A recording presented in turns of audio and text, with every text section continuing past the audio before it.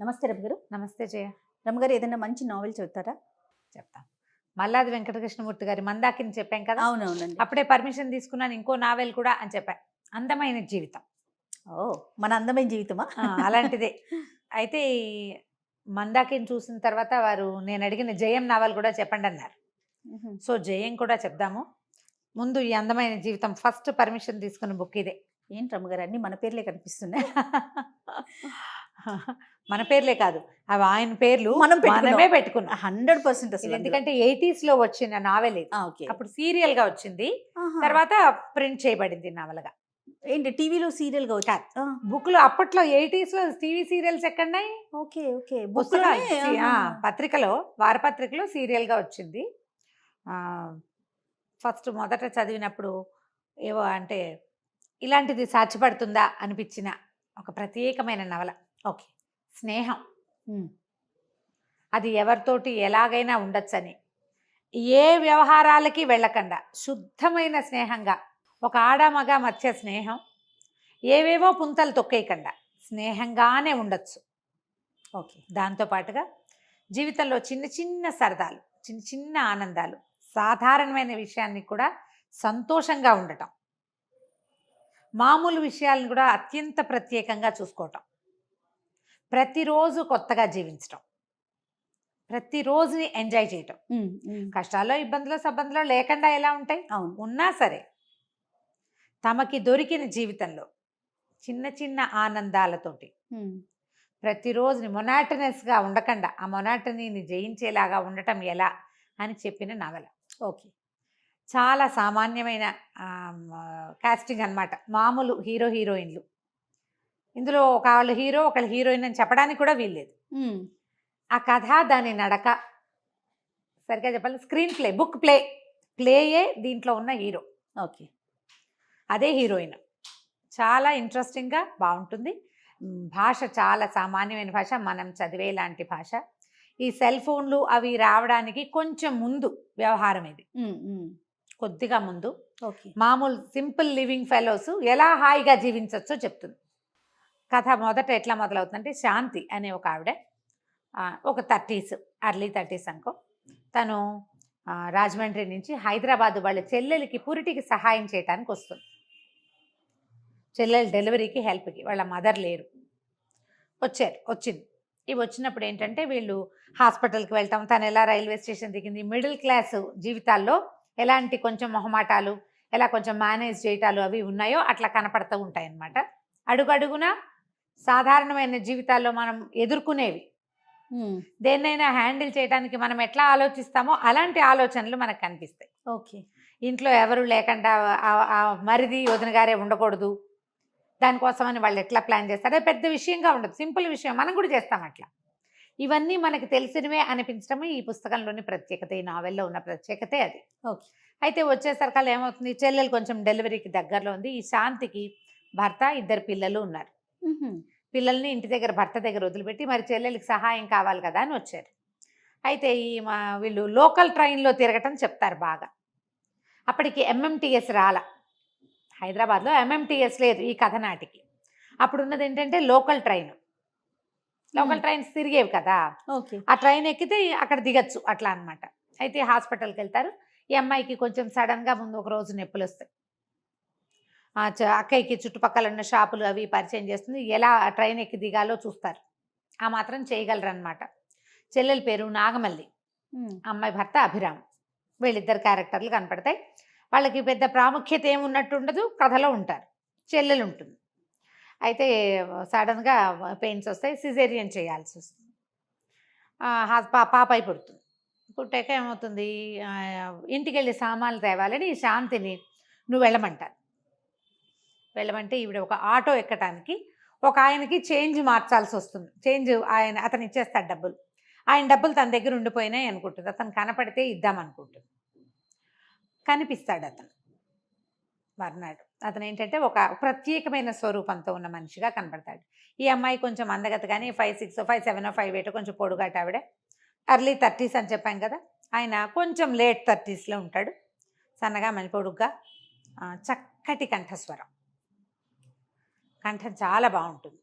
కొంచెం పొడుగు చేతులు చొక్కా టక్ చేసుకుని బెల్ట్ పెట్టుకుని ఉండి బ్యాంక్ ఆఫీసర్. అతనికి ఆ డబ్బులు ఇవ్వడానికి కేసు కోసం మాట్లాడుతుంది. వీళ్ళిద్దరికి ఫ్రెండ్షిప్ అవుతుంది. తర్వాత మధ్యాహ్నం మళ్ళీ చెల్లెలు సిజేరియన్ అయింది కదా, 10 రోజులు 9 రోజులు హాస్పిటల్లో ఉండాల్సి వస్తారు. మరి రోజు తిరగాలిగా. వీళ్ళకి సహాయం ఏం చేస్తారంటే వాళ్ళ వదిన, వాళ్ళ అమ్మ, అభిరామ్ వాళ్ళ వదిన వాళ్ళ అమ్మగారిని ఇంట్లో అట్టు పెట్టుకుంటారు. ఆవిడ వంట చేసి పెడతారు రోజు. ఈ అమ్మాయి ఇంటికి వెళ్ళి రాత్రిపూట చెల్లెల దగ్గర పడుకోవటం, పొద్దున్నే లేచి ఇంటికి వెళ్ళిపోయి స్నానం చేసి ఆవిడ వంట చేసి పెడితే ఆవిడ లంచ్ బాక్స్ పుచ్చుకుని వస్తుంది మధ్యాహ్నానికి. సాయంకాలం మరిదొచ్చి రాత్రి భోజనం పట్టుకొచ్చిస్తాడు. ఈ అమ్మాయే తోడు పడుకుంటుంది. ఇట్లా ప్లాన్ పెట్టుకుంటారనమాట. ఈ అభిరాము ఈ కనపడ్డాడు కదా ఒక ఆయన, చక్కగా బాగున్నాడని ఈయన మాట్లాడుకునేసరికల్లా ఆయన నేను బ్యాంక్ ఆఫీసర్ని, ఫలానా బ్యాంకు అని చెప్తాడు. అతని పేరు ప్రీతం. మెల్లిగా వీళ్ళిద్దరికీ ఈ మాటలు కలుస్తాయి. రోజు తిరగాలి కదా ట్రైన్లో. అదే ఈ ట్రైన్ 2-3 రోజులకి కొంచెం ఫ్రెండ్షిప్ థిక్కనే అవుతుంది, మాట్లాడుకుంటారు. శాంతి ఏంటంటే ఒక రకమైన భావుకురాలు. మామూలుగా ఎలాగోలాగా జీవించేయటం కాకుండా ఏదైనా ప్రత్యేకమైన సంఘటనలు ఉంటే డైరీ రాసుకోవటం గురించి బాగా చెప్తారు ఈ బుక్లో. ఇందులో కథ కంటే చెప్పా కదా ప్లేనే ముఖ్యమని. ఆ ప్లే అంతా నేను చెప్పట్లేదు. ఈ పుస్తకం కొని చదివి ఆ ప్లే మీరు స్వయంగా తెలుసుకోవాలని నా కోరిక. తప్పకుండా ప్రతి ప్రేక్షకులు, ప్రతి వాళ్ళు చదవాల్సిందే. ఆటే ఖరీదేం కాదు. కావాలంటే మీరు 4 ఫ్రెండ్స్ ఉంటే ఓ బుక్ కొనుక్కుని ఒకళ్ళు చదివి మిగిలిన వాళ్ళకి పాస్ ఆన్ చేసుకోండి. కానీ ఈ పుస్తకం ఇంట్లో ఉండవలసిన పుస్తకం అని నా ఉద్దేశం. ఇది ఉండాలి ఈ నవల మన దగ్గర. ఎప్పుడైనా వెరీ లోగా అనిపించినప్పుడు ఆ తిరగేస్తే కాసేపు చాలా ప్లెజెంట్గా అవుతాం. సింపుల్ లాంగ్వేజ్ కూడా. అయితే వీళ్ళిద్దరు మెల్లిగా మాట్లాడుకోవటం మొదలు పెడతారు. అతను తన భార్య, 3 పిల్లల గురించి చెప్తాడు. ఒక బెంగాలీ అమ్మాయిని పెళ్లి చేసుకున్నాడు ఆయన. ఆవిడ పేరు మృదుల. 3 పిల్లలు ఉన్నారు. మా పిల్లల పేర్లు, పిల్లవాడి పేరు మాత్రం ఉపేష్, అది గుర్తుంది. ఈ 3 2 ఆడపిల్లలు, 1 మగ పిల్లాడు. సరే వాళ్ళ గురించి చెప్పడం మొదలెట్టాడు, వాళ్ళ లివింగ్ స్టైలు. మరి శాంతి భావుకురాలని చెప్పాం కదా, ఏదైనా ప్రత్యేకమైన సంఘటన ఉన్నప్పుడు అమ్మాయి డైరీ రాసుకుంటుంది. డైరీలో రాసి పెట్టుకుంటుంది. వాళ్ళ నాన్నగారు రాసిన మొదటి కవిత, వాళ్ళ ఫాదర్ కూడా కొంచెం ఇట్లా కవిత్వం అవి రాసి ఆయన. ప్రత్యేకమైన రోజులు అలాంటివి గుర్తుపెట్టుకోవటం. ఈ అమ్మాయి హస్బెండ్ ఏ భావుకుడు అది కాదు, ఆయన simple practical normal middle class ఆయన. అయితే ఈ ప్రీతం చెప్తాడు అతను ఎట్లాంటి భావుకుడో, అతని వైఫ్ అంతకంటే భావుకురాలు. స్పందనతోటి జీవించడం వాళ్ళ లివింగ్ స్టైల్. ప్రతిరోజు రోజు అదే కాఫీ, అదే నిద్ర లేవటం, అదే రకంగా ఉండటం, అలా మొనాటనస్గా ఉండే జీవితాలు కాదు వాళ్ళవి. కొంచెం ప్రత్యేకంగా ఉంటారు.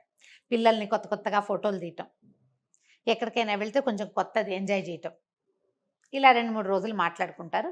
అతను ఎంతసేపు తన భార్య పిల్లల గురించి మాట్లాడతాడు, చెప్తాడు. నేను అలా అంటాడనమాట. మళ్ళీ నేను వాళ్ళ గురించే మాట్లాడుతున్నాను కదా అంటే, కాదు నాకు ఇంట్రెస్టింగ్గా ఉంది చెప్పండి అంట. అతను చెప్తున్న విషయాలు ఒక్కొక్కటి టాలీ చేసుకుంటుంది. నేను ఇట్లా జీవించట్లేదే, మా ఆయన ఇలా లేరు అని అనుకుంటుంది. కానీ చెప్పడం మాత్రం ఆయన కూడా అంతేనని చెప్తుంది. అబ్బాయి మా ఆయన ఇలా కాదండి అని. మనం ఏదైనా ఒక మంచి విషయం కానీ అబ్బాయి నాకు కూడా వెళ్ళాలని ఉంటుందండి, కానీ మా ఆయన ఒప్పుకోరని చెప్పేస్తారు. ఈ అమ్మాయి అలా భర్తను తక్కువ చేసుకునే రకం కాదనమాట. తను కూడా ఇలాంటి లివింగ్ స్టైల్లోకి రావాలని కోరుకుంటుంది. ఓకే, సరే హైదరాబాద్ చూపిస్తానంటాడు. వీళ్ళిద్దరూ ఈ చెల్లెల కోసం కాఫీ తేవడానికి ఒక హోటల్కి వెళ్తుంది. అక్కడ కూడా అతను తగులుతాడు. అతను అక్కడికే వస్తాడు. ఈ అమ్మాయికి మధ్య మధ్యలో అనుమానం వస్తుంటుంది, ఈ నిజంగా బ్యాంక్ ఆఫీసరా, నన్ను ఏమైనా ట్రాప్ చేస్తున్నాడా అని. అతని క్యారెక్టర్ విషయంలో అది చెప్పరు. వెళ్ళి అతను ఆ బ్యాంక్లో ఉన్నాడో లేదో కనుక్కొని చూస్తుంది. అతను బ్యాంక్లోనే ఉన్నాడు. బ్యాంక్ ఆఫీసర్ వరకు కరెక్టే.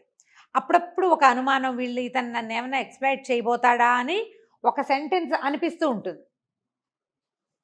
ఎక్కువ కాదు, ఒక సెంటెన్స్ అనిపిస్తుంది, కానీ దానికి సరిపడా ఇంకేమి క్లూస్ కనపడవు. దాంతో వదిలిపెట్టేస్తుంది. హైదరాబాద్ అంతా తిప్పి చూపిస్తానంటాడు. ఆ అమ్మాయికి ప్రత్యేకమైన ఫోటోలు తీస్తాడు. ప్రత్యేకమైన ఫోటో అంటే ఏం చేస్తాడో అనుకుంటుంది. ఒక రిక్షాని మాట్లాడి తన పక్కన కూర్చుంటాడు అనుకుంటుంది. కాదు, రిక్షా పుల్లర్ని దిగమని, మీరు ఎక్కండి ఫోటో తీస్తానంటాడు. రిక్షా తొక్కుతున్న ఫోటో, అలాంటివి రేర్గా ఉంటాయి కదా. అలా ఒకటి అన్నీ ప్రత్యేకంగా ఉంటాయి. ఒకరోజు ఒక వాటర్ బాటిల్ తెచ్చిస్తాడు. వాన నీళ్లు గిఫ్ట్ చేస్తాడు. ఇదేంటంటే మేము వాన నీళ్ళు పట్టుకుంటాము, మా పిల్లలంతా అందరూ 3 పిల్లలు, భార్య, నేను కూడా ఎవరిది వాళ్ళమే పట్టుకుంటాం. వాన నీళ్లు చాలా స్పెషల్ వాటర్. నేను 80sలో తెలుసుకున్నా ఇది. ఈ పుస్తకం చదివితే మనకి తెలియని ఎన్ని విషయాలు తెలుస్తాయో జయ. మేము కూడా వాన నీళ్ళు పెట్టుకుని తల కడుక్కుంటుండే వాళ్ళం. తలకి ఆఫ్టర్ షాంపూ కింద వాడుకోవచ్చు దాన్ని. చాలా బాగుంటుంది, జుట్టు మృదువుగా ఉంటుందని మృదులు అందుకు వాడుతుంది అంటారు. అక్కడి నుంచి మృదుల కథలు రాస్తుంది బెంగాలీలో. తన కథలు, ఆ అమ్మాయి కథల్లో ఉన్న ప్లాట్లు ఏంటో చెప్తాడు. ఇక రోజులు గడుస్తాయి. మధ్య మధ్యలో చెల్లెలు మరి చంటి పిల్లని పెట్టుకుని ఒక్కతే ఉంటుంది. ఈ అమ్మాయి ఇతనితో తిరగడానికి వెళ్ళిపోతుంది కదా, ఇదేదో ఎంజాయ్మెంట్ చెల్లెలు కూడా నచ్చుతుంది. ఆ అమ్మాయి ఏమి తప్పట్టుకోదు వాళ్ళ అక్కయ్యను. వెళ్ళు పర్వాలేదులే, ఆయా ఉంది కదా, మధ్యాహ్నం భోజనం అయ్యాక వెళ్ళిరా, సరదాగా నీకు కూడా బాగుంటుందని అక్కని ఎంకరేజ్ చేస్తుంది ఇతనితో స్నేహానికి. సరే ఇద్దరు కలిసి బయటకు వెళ్తారు. హైదరాబాదు కొన్ని చోట్ల డబల్ డెక్కర్ ఎక్కిస్తాడు. ఎక్కడ అతను తన చెయ్యి కూడా అమ్మాయికి తగలనివ్వడు. అంతకంటే ఏం ఎక్స్‌ప్లాయిట్ చేసినట్టుగా కూడా కనపడదు. ఈ అమ్మాయికి అప్పుడప్పుడు డౌట్ వస్తుంది. మా ఇంటికి రండి, మీరు మృదుల వాళ్ళని కలుసుకుందురు గాని అని చెప్తాడు. సరే వెళ్తుంది. వెళ్ళేసరికల్లా ఈ వంట ఏదో సగం రెడీగా చేసినట్టు, సగం సగం చేసినట్టు కనపడుతుంది. పిల్లలు స్కూల్కి వెళ్ళారంటాడు. ఆ అమ్మాయి లేదు, ఒక కాగితం రాసి పెట్టి ఉంటుంది. కుక్క ఒంట్లో బాగోలేదు, అది కక్కు ఉంటుంది, దాన్ని నేను హాస్పిటల్కి తీసుకెళ్తున్నాను, శాంతి గారికి సారీ చెప్పు, అక్కడ పని అయిపోగానే వచ్చేస్తా అని. సరే అమ్మాయి చేసి పెట్టిన పదార్థాలు ఏవో తింటుంది, వంటలు తింటారు. రకరకాలు వాళ్ళ మన వంశవృక్షం పేర్లు గోడ మీద రాసి పెట్టుకుంటాడు అతను సిమెంట్ తోటి. వాళ్ళ ఫలానా ఆయన కొడుకు తర్వాత ఈయన కొడుకు, ఇలా వాళ్ళ ఇవి ఉంటాయన్నమాట. వాళ్ళ ఇంట్లో ఉన్న రకరకాల విశేషాలు, పిల్లల్ని ఎంత ప్రత్యేకంగా ఫోటోలు తీశారు, వాళ్ళ ఫస్ట్ బర్త్డే సెకండ్ బర్త్డే ఎట్లా సెలబ్రేట్ చేశారు, పిల్లలు ఎలా రాస్తారు కథలు పుస్తకాలు, అవి ఆ అమ్మాయి రాసిన కథల పుస్తకాలు, ఆ కథల్లో ప్లాట్లు అన్నీ మాట్లాడుకుంటారు. వాళ్ళ ఇల్లే చాలా స్పెషల్గా చక్కగా ఉంటుంది, తీర్చిదిద్దినట్టు ఉంటుంది ఇల్లు. సరే అన్నీ చూస్తుంది పాపం. నాకు కూడా ప్రతి వాళ్ళకి ఒక స్పెషల్ ప్లేస్ ఉంటుంది జీవితంలో. ఈ అమ్మాయికి ఏంటంటే ఈ శాంతి చెప్తుంది, మా చిన్నప్పుడు మేమున్న ఇంట్లో అటకలు ఉండేవి, ఆ అటక అంటే చాలా ఇష్టం నాకు. మా చెల్లెల పెళ్ళికి మా అమ్మ ఆ ఇల్లు అమ్మేద్దాం అనుకుంటే ఆ అటకను చూసి రావడానికి వెళ్ళాను నేను. ప్రతి వాళ్ళకి అలాంటి స్పెషల్ థింగ్స్ ఉంటాయి. ఆ ఇల్లు కోసం ఎంతో బాధపడ్డాను, అక్కడి నుంచి తెచ్చుకున్నాను నా చిన్నప్పటి బొమ్మలు నేను దాచిపెట్టుకునేదాన్ని. ఈ భావుకురాలు, ఇలాంటి భావనలు అందరికీ ఉంటాయి. కొంతమందికి అవి ఫూలిష్గా కనిపిస్తాయి, కానీ వాటి ప్రత్యేకత ఏమిటి, వాటి వల్ల మన జీవితం ఎంత బాగుంటుంది అనేది వాళ్ళకే తెలుసు, ఎవరికి వాళ్ళకే తెలుస్తుంది కదా. మనం కూడా చాలా ఎక్కడికో వెళ్ళిపోతాం, సడన్గా మన చిన్నప్పటిది జ్ఞాపకం ఒకటి వస్తే ఎలా ఉంటుంది, మైమర్చిపోతాం కదా, మురిసిపోతాం సరిగ్గా చెప్పాలంటే. ఈ ఇద్దరు అలాంటి సంభాషణలు వస్తాయన్నమాట. ఎంతసేపు చూసినా అమ్మాయి రాదు. ఆ కుక్కకి ఏమైందో, సరే మా చెల్లెలకి సాయంకాలం టిఫిన్ వేళ అయిపోతుంది, మరిది వచ్చేస్తాడు, ఇంక ఎంతసేపు ఉంటుంది, తీసుకెళ్ళి వదిలేస్తాడు. ఎలా ఉంది ఏమిటి అని అడిగితే మృదుల లేదని, ఇలాగా హాస్పిటల్కి వెళ్ళిందని, రాలేదని చెప్తుంది. పిల్లాడు ఈవిడ శాంతి కొడుకు కుందేళ్ళు కావాలనుకుంటాడు హైదరాబాద్ నుంచి, ఆ మాట అతనికి చెప్తుంది. సరే ఏమవుతుంది, ఈ లోపల భర్త వస్తాడు, ఈ అమ్మాయి భర్త భాస్కర్ రావు ఏదో ఆయన పేరు. ఆయన హాస్పిటల్కి వెళ్ళేది మధ్యలో ఏం చేస్తారంటే చోర్ బజార్కి తీసుకెళ్తాడు ఈ అమ్మాయిని.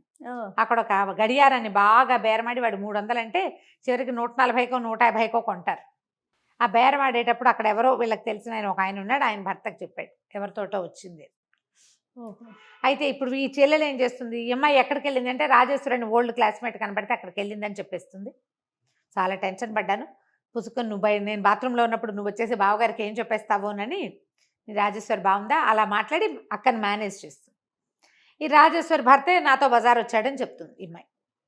ఆయన నిజం చెప్పరు, ఇలా ఎలా తీసుకుంటారో తెలియదు కదా. అవునవును. సరే ఇలా రోజులు గడిస్తే అతను ఏమంటాడు, వాళ్ళ వదిన వచ్చి ఉండొచ్చు కదా, నువ్వు ఇంకా ఎన్ని రోజులు ఉంటావు, పిల్లలు బెంగ పెట్టుకుంటున్నారు, ఇంటికి వచ్చేసేయమంటాడు.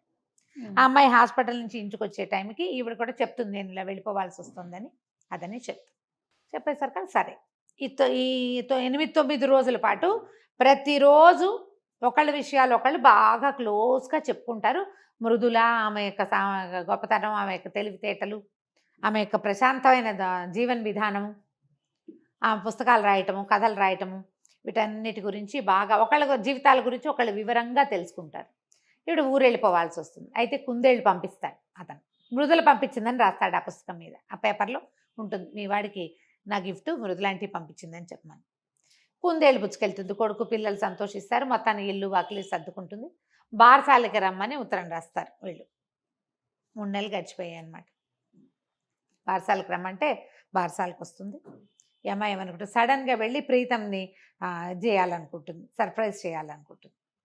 సరే చుట్టాలో ఎవరో పిల్లవాడిని అడుగుతుంది, అడిగితే సరే తీసుకెళ్తానంటాడు. అక్కడికి వెళ్ళేసరికల్లా పక్కింటి ఆంటీ ఉంటుంది, ప్రీతం లేడు, మృదుల వాళ్ళేనా, మృదుల ఎక్కడుంది అని ప్రీతంకి ట్రాన్స్ఫర్ అయింది, రేపు మార్నింగ్ ఈవినింగ్ ఫ్లైట్లో తను కలకత్తా వెళ్ళిపోతున్నాడు అంటే మృదుల వాళ్ళు అంటుంది. మృదుల ఎక్కడుంది, మృదుల చనిపోయి 6 నెలలు అయిందని చెప్తుంది. మృదుల పిల్లలు కార్ యాక్సిడెంట్లో చనిపోయారు. ఈ అమ్మాయి పిచ్చిగా తలకిందులైపోతుంది. లేని మృదుల పిల్లల గురించి అతను 10 రోజులు చెప్పాడు తనకి. వా. ఉన్నట్టే చూపించాడు. తేరుకోలేకపోతుంది అనమాట. ఇంటికి వచ్చి తెగ ఏడుచేస్తుంది, చాలా బాధపడుతుంది. అతనితో అంత స్నేహం కలిసింది. మరి వాళ్ళు ఉన్నారనే ఆ అమ్మాయి మీద ప్రత్యేకత గూస్ బంప్స్ వస్తున్నాయి. అవునండి. ఆ పుస్తకం చదివితే అలాగే ఉంటుంది జయ. అసలు ఆ సీరియల్లో ఆ అమ్మాయి లేదు అని తెలిసినప్పుడు ఎంతసేపు ఏడ్చాను నేను. అప్పటికి కొంచెం చిన్నపిల్లను కదా. అదే అదే. ఆ మృదుల మీద చాలా, అమ్మాయి వ్యక్తిత్వం మీద ఒక అద్భుతమైన అవగాహన వచ్చేస్తుంది మనకి. చాలా స్పెషల్ లేడీ. కనుక ఇంకా ఇన్ డెప్త్ ఇంకా ఎంత బాగుంటుందో, ఎంత బాగుంటుందో, ఎంత ప్రత్యేకమైన వ్యక్తో అమ్మాయి. ఇతను ఎంత హ్యాండ్సమ్ గా ఉంటాడు. మృదుల ఫోటోలు కూడా చూస్తాం, అమ్మాయి కూడా చక్కగా ఉందనిపిస్తుంది. పిల్లలు ముద్దుగా ఉంటారు. అసలు అమ్మాయే లేదు. తనతో మాట్లాడే నాటికే అమ్మాయి లేదని తెలిసి తేరుకోలేకపోతుంది. అతను వెళ్లే లోపల అతను చూద్దాం అనుకుంటుంది. రాజమండ్రి నుంచి వచ్చేటప్పుడు ఏం చేస్తాడు, ఏదో చీటీ కడతారు, అతని కోసం ఒక వాచి కొనుక్కొస్తుంది గిఫ్ట్ ఇవ్వడానికి. ఎయిర్పోర్ట్కి వెళ్తుంది. వెళ్ళేసరికల్లా అతను కనిపిస్తాడు. ఏడుస్తుంది, నువ్వు నాకు ఎందుకు చెప్పలేదంటే, నువ్వెంత పని చేసావు, నువ్వు తెలుసుకోకుండా ఉంటేనే బాగుండేది. యాక్సిడెంట్లో పోయారు, నేను ఆ రోజు సూసైడ్ చేసుకుందాం అనుకుని ఆటో ఎక్కాను, నువ్వు కనపడ్డావు, నీతో స్నేహం కలిసింది, నీతో మాట్లాడుతూ లేని మృదుల పిల్లలు ఉన్నారన్న నమ్మకంతో, ఎక్కడో చోట ఉన్నారన్న నమ్మకంతో జీవించాను నేను. వాళ్ళ కోసమైనా ఇలా ఉండాలనుకున్నాను. నీ 10 రోజుల స్నేహం మృదులని పిల్లల్ని బతికించి ఉంచింది నా జీవితంలో. లేకపోతే నేను వాళ్ళు సూసైడ్ చేసుకోవాల్సి. ఆటోలో మొదట కలుస్తారు కదా, ఆటో డబ్బులు ఇస్తాడు. ఆ రోజునే నేను సూసైడ్ చేసుకుందాం, నేను ఉండలేను అనుకున్నాను. తర్వాత నేను ఉండగలనని నాకు తెలిసింది. నా కళని పాడు చేసావు, ఎక్కడో చోట ఉన్నారని నమ్మకంతో బతుకుతున్నాను అంటే అమ్మాయి తెలియదు కదా, సర్ప్రైజ్ చేద్దాం అనుకుని వెళ్ళింది పాపం. అవునవును. ఆ అమ్మాయికి కూడా దాని తెలియదు తనకి. అవును. వెళ్ళి సర్ప్రైజ్ చేయాలనుకుంది. అంత మెల్లిగా సర్దుకుంటారు ఇద్దరు. వాచి ఇస్తుంది అతనికి. తర్వాత ఏమో అతను ఒక ఉత్తరం ఇస్తాడు, ఒక ఇది ఇస్తాడు అనమాట. నేను ఆల్మనాక్ రాసుకుంటారు వాళ్ళిద్దరు. ఏంటంటే ప్రతిరోజు రోజువారీ వాళ్ళు ఏం చేశారు అలాంటిది, స్పెషల్ డేస్లో ఏం చేయొచ్చు అదే ఒక పేపర్స్ ఏవో రాసి పెట్టుకుంటాడు. ఆ పేపర్లు ఇస్తాడు అమ్మాయికి. మృదుల రాసిన పుస్తకాలని, అంటే కథలు రాసింది కదా, అవి ఒకరు ఇంగ్లీష్లోకి ట్రాన్స్లేట్ చేస్తున్నారు, బెంగాలీలోవి. నేను తెలుగులోకి ట్రాన్స్లేట్ చేయిస్తాను, ఆ కథలు మీకు పంపిస్తాను, టచ్లో ఉండండి అని చెప్పి అతను కలకత్తా వెళ్ళిపోతాడు. ఈ అమ్మాయి ఆ పేపర్స్ పుచ్చుకొని దుఃఖంతో చెల్లెల దగ్గరికి ఇంటికి వచ్చేస్తుంది. చెప్తుంది ఇట్లా చెల్లెలు చాలా బాధపడుతుంది. ఎందుకంటే ఈ కథలన్నీ అక్కేం దాచదు చెల్లెల దగ్గర, ప్రతిదీ షేర్ చేస్తుంది. అంటే ట్రాన్స్పరెన్సీ మెయింటైన్ చేసింది కాబట్టి ప్రతిదీ చెప్పేస్తుంది తను. అక్క చెల్లి వాళ్ళు ఎలా ఉన్నారంటే, ఈ అమ్మాయి తనతో తిరుగుతూ ఉంది, ఊరంతా మాట్లాడుకుంటూ ఉన్నారు. తను తెలుసుకున్న ప్రతి ప్రత్యేకమైన సంగతి చెల్లెలతో షేర్ చేసింది. ప్రతి సంగతి కూడా పాజిటివ్ గా తీసుకోవటం చాలా హైలైట్. ఈ అక్క చెల్లి ఇద్దరిలో ఉన్నటువంటి ఆ పాజిటివ్ బంధం ఒకటి అత్యద్భుతంగా కనపడుతుంది. అవును. శాంతి ప్రీతంల మధ్య ఉన్నటువంటి ఆ స్నేహం పరమ పాజిటివ్ థింగ్. మళ్ళీ ప్రీతము మృదుల మధ్యలో ఉన్నటువంటి ప్రేమ, ఆ అమ్మాయి జీవితాన్ని ఎలా మౌల్డ్ చేసుకుంది తన భర్తతో కలిసి. జీవితం మీద పెద్ద పెద్ద ఎక్స్పెక్టేషన్స్ లేకుండా దొరికిన ప్రతిదాన్ని సంతోషంగా అనుభవించడం ఎలా అనేది ఈ బుక్ చదివితే మనకు అర్థమవుతుంది. చివరికి అతను కలకత్తా వెళ్ళిపోతాడు. ఈ అమ్మాయి భర్తతో కలిసి ఇంటికి వెళ్ళిపోతుంది. కొద్ది రోజుల ఈ స్నేహం జన్మంతా వాళ్ళు జ్ఞాపకం చేసుకునేలాంటి ఒక అద్భుతమైన అనుభవంగా కనపడుతుంది. చిన్న చిన్న విషయాలు, చిన్న చిన్న టిప్స్. దీన్ని హిందీలో సినిమా తీస్తున్నారట, తెలుగులో చూసారట, కానీ తెలుగులో బహుశా దీనికి రెడీ అయినట్లేదు ఎవరును. హిందీలో తీస్తున్నామమ్మా అని చెప్పారు. హిందీలో ఒకరు రెడీగా ఉన్నారట, వస్తుంది ఎప్పుడో. నేను రివీల్ చేయనా అని అడిగాను వారిని, ఆ చెప్పచ్చు అన్నారు. ఓకే, హిందీలో తీయబోతున్నారు, వాళ్ళు ధైర్యం చేస్తారు. ఈవెన్ తమిళ్లో కూడా తీయగలరు ఇలాంటి సినిమాలు. ఎవరో హిందీలో మాత్రం ట్రై చేయబోతున్నారు. ఎప్పుడో ఒక రోజు వస్తుంది. మల్లాది వెంకటకృష్ణమూర్తి గారి అందమైన జీవితం చాలా బాగుందండి, నిజంగా చాలా అందంగా ఉంది. అదే అంటే మనకి జీవితం ఒకటే లభిస్తుంది అంతే. దీని అనవసరమైన కక్షలు, కార్పణ్యాలు, ఏవో పిచ్చి పిచ్చి ఆలోచనలు, నెగిటివ్ థింకింగ్ లేకుండా ఎవ్రీడేని కొత్తగా పూర్తిగా జీవించడం, బతకటం కాదు, జీవించడం. ఆ జీవించడం ఒక కళ. ఆ కళని ఇందులో చక్కగా ఎస్టాబ్లిష్ చేస్తారు. బ్రహ్మాండంగా ఉంటుంది. ఇది విన్నారు కదా. ఇప్పుడు నేను చెప్పింది అందులో 1% మాత్రమే. 99% కావాలంటే పుస్తకం చదవాల్సిందే.